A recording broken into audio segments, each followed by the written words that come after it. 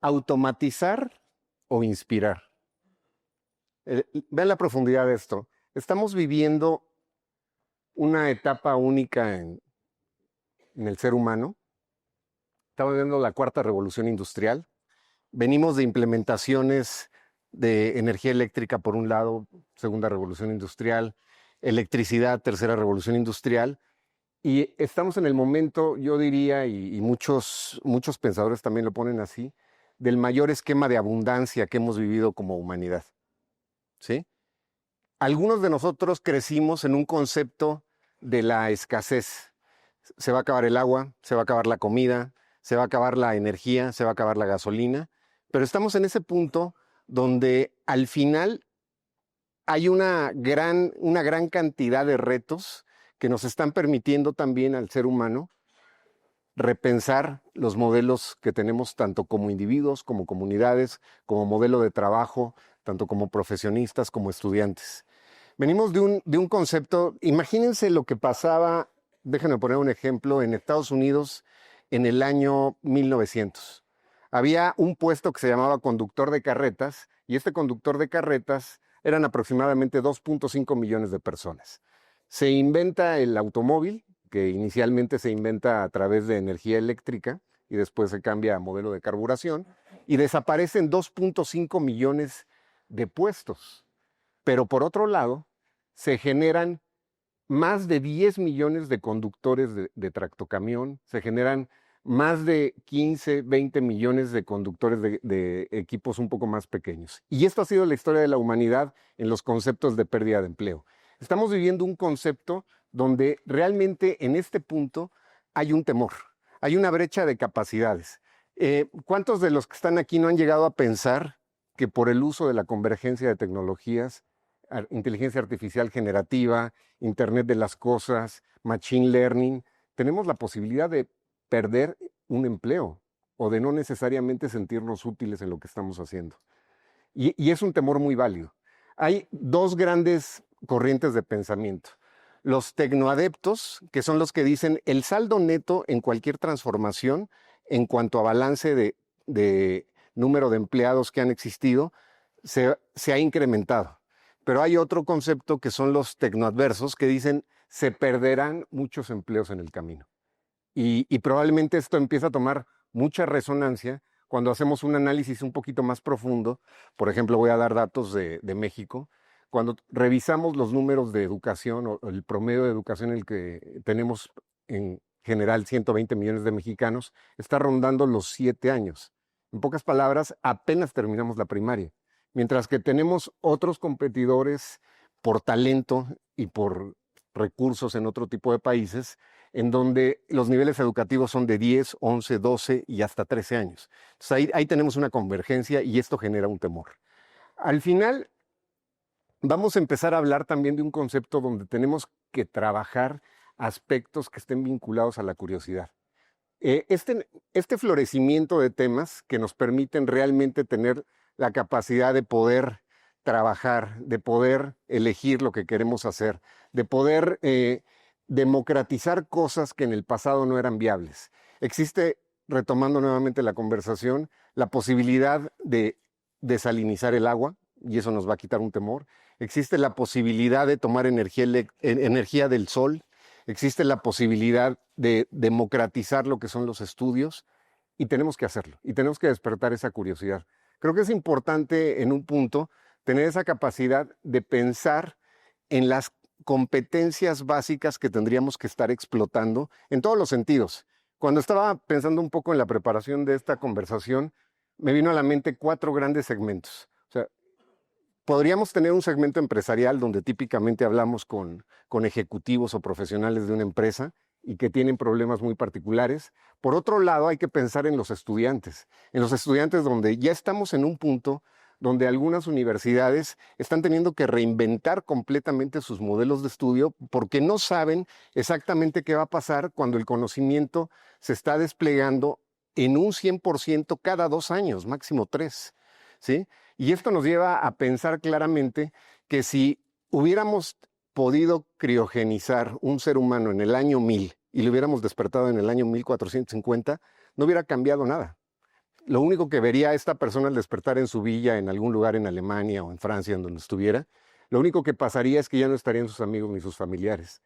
Y esto lo que le llevaría a ver es que tendría el mismo tipo de comida, tendría el mismo tipo de educación, tendría el mismo tipo de servicios de salud.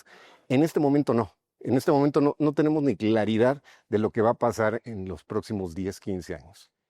Esta curiosidad nos debe de llevar a repensar conceptos que estén alrededor inclusive de bienestar. Constantemente estamos hablando del concepto del trabajo digno, por ejemplo. Y el trabajo digno va para este grupo que hablamos, ¿no? ¿Qué está pasando en organizaciones? ¿Qué está pasando en estudiantes que van a ser los siguientes grandes profesionistas? Pero por otro lado, tenemos que abrirnos a otros dos segmentos.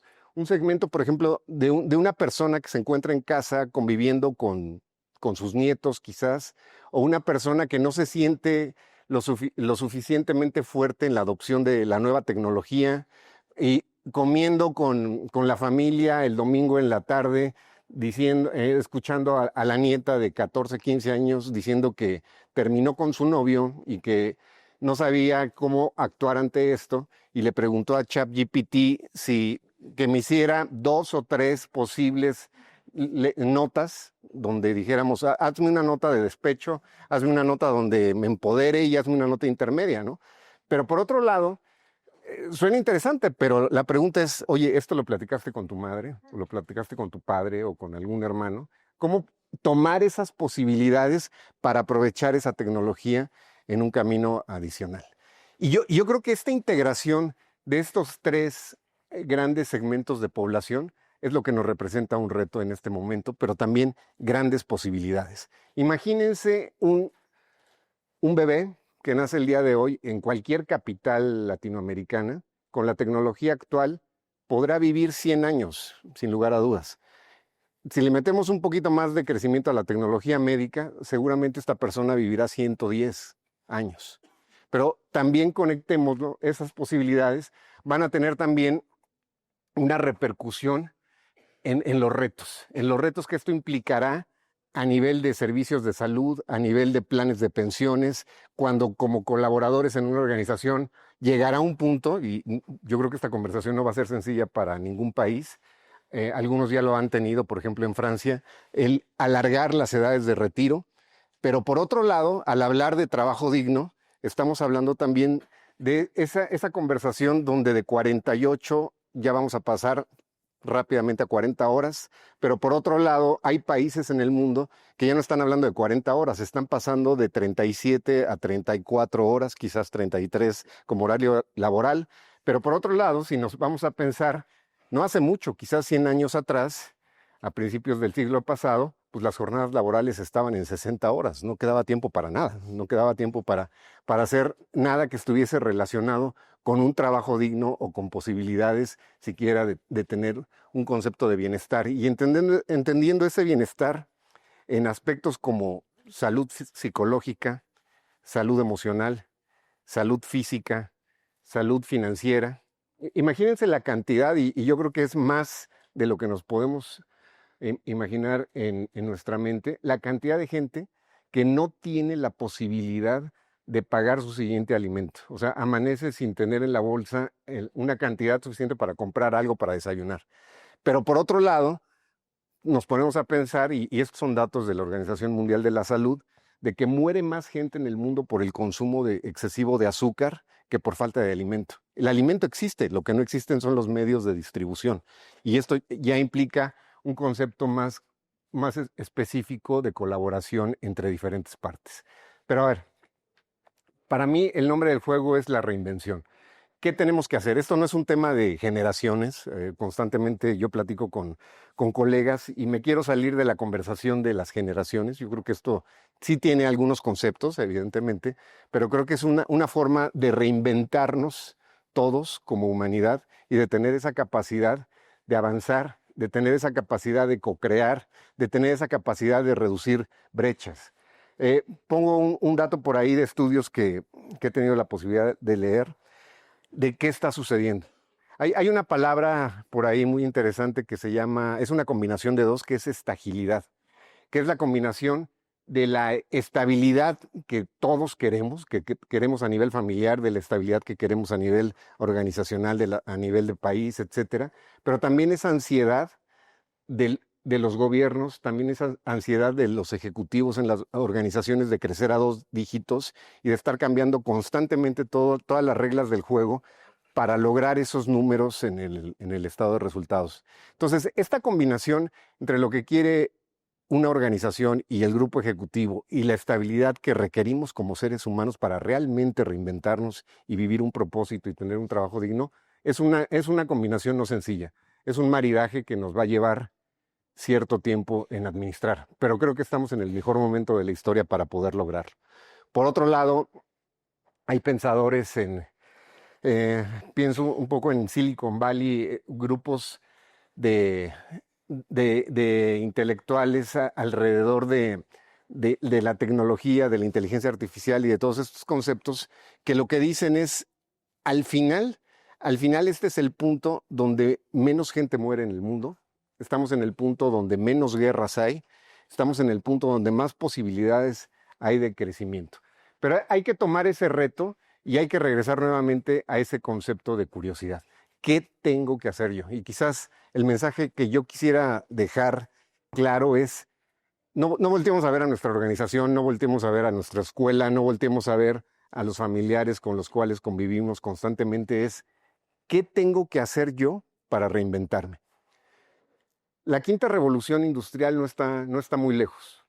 Es algo que va a pasar más rápido de lo que nos imaginamos. Y esa quinta revolución industrial se está plasmando como la revolución del ser humano. Es decir, no necesariamente vamos a tener ya esa convergencia de tecnologías, eso va a pasar y seguramente crecerá. Llegará un punto donde ya todo estará automatizado. Claramente, imagínense lo que va a pasar en 10, 15, 20 años. Prácticamente todo estará automatizado, exceptuando algo, las cosas que como seres humanos tenemos que hacer. El voltearnos, tener un interés genuino en conocer a la persona que está al lado mío, tener un interés genuino en conversar, en crear momentos de valor que realmente me lleven a reactivar ese gran concepto que somos como seres humanos. Y para eso sí, vamos a empezar a utilizar esa transformación digital, esa transformación tecnológica que nos deberá de dar esos espacios para disfrutar el arte, para disfrutar un poco más la cultura, para disfrutar más el deporte, pero sobre todo esas conversaciones. ¿Qué implica esto para nosotros? Pues una oportunidad que debemos de aprovechar y que debemos de realmente de explotar al máximo. ¿Qué dejaría yo como mensaje? Somos seres humanos, vivimos alrededor de seres humanos y me vendría a la mente un encabezado de un periódico que ayer me encontré en la red, de 1929, 1930, de un diario en los Estados Unidos de aquella época, donde decía, nos están invadiendo los robots, nos están invadiendo las máquinas, y esto, imagínense qué pasará dentro de 100 años. Lo único que no debería de cambiar es la esencia como seres humanos. Gracias.